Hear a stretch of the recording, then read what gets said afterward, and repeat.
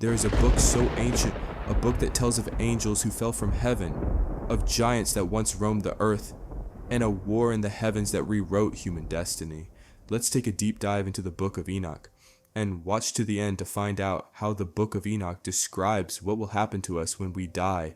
After watching this video, you will surely be left shaken and perhaps scared.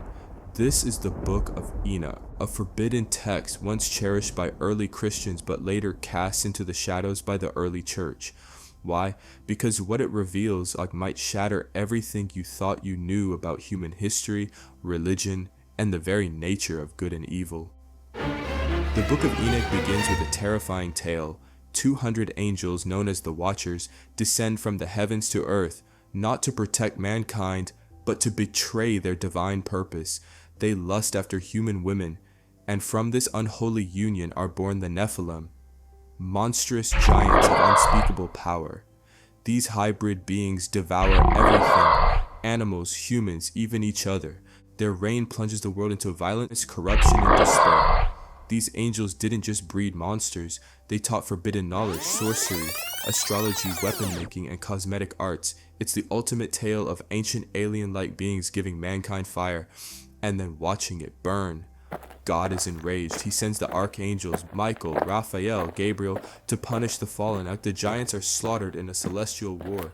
The Watchers are bound in chains beneath the earth, sealed in darkness, awaiting final judgment on a day still to come. This is not allegory.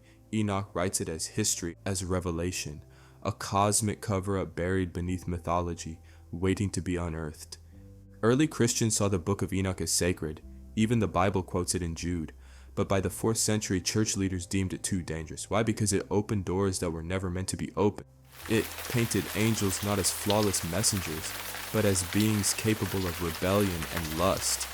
It described Earth as a battlefield between cosmic powers. It hinted that our world was tampered with genetically, spiritually, violently. In an age of control, the Book of Enoch offered chaos, rebellion, and truth far darker than the church dared admit. Enoch himself never dies. He is taken alive into the heavens, where he witnesses the end of the world. He sees the return of the Nephilim, done at the judgment of the fallen, to the punishment of the wicked. He sees a blazing Messiah, not meek and mild, but wielding fire and thunder, separating the righteous from the damned. These visions were too extreme, too apocalyptic. They threatened the sanitized, orderly religion being built in Rome, and so the book was cast out and almost lost forever. Now let's dive into Enoch's vision of the afterlife, the holding chambers of souls, as this depicts what will happen to each of us. In the Book of Enoch, specifically chapter 22, Enoch is taken by an angel to a mountain deep inside the earth, not heaven, not hell, but a kind of spiritual waiting room. There, he sees 4 hollow places carved into a great rock.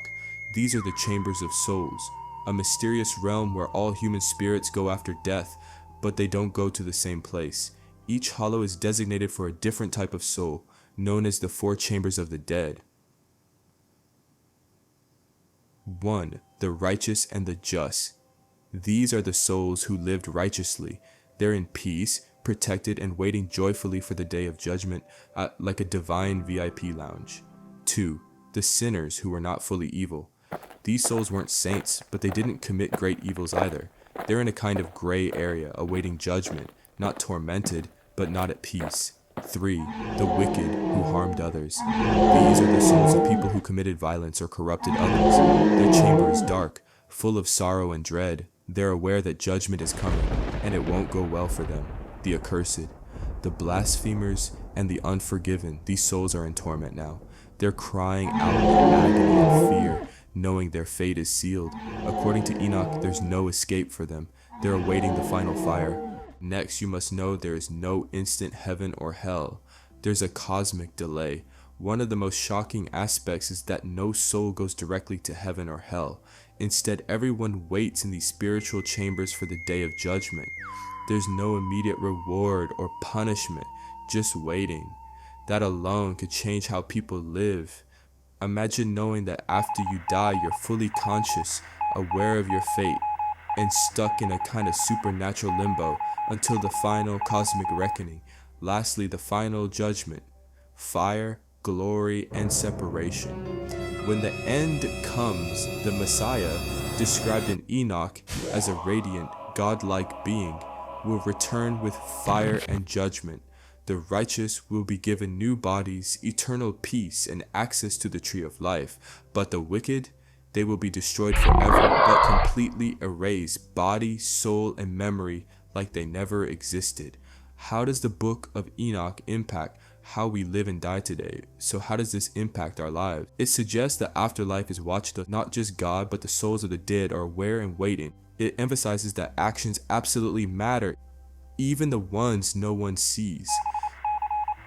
It flips the idea of death as escape on its head. According to Enoch, death is just the beginning of your accountability, and it offers a kind of terrifying hope that is certain that justice will be done, but it may take an eternity to arrive. If Enoch is right, then what we do now echoes beyond death, and there's no instant heaven or get out of hell free, only a reckoning that will pierce deeper than bones and burn brighter than the stars. But the truth cannot be buried forever. The Book of Enoch has resurfaced, found in the caves of Qumran, preserved by the Ethiopian church, and whispered among truth seekers and scholars. Its secrets are terrifying, yes, but maybe that's because they're true. The giants, the angels, the war in the skies, the prison beneath the earth. Read it if you dare.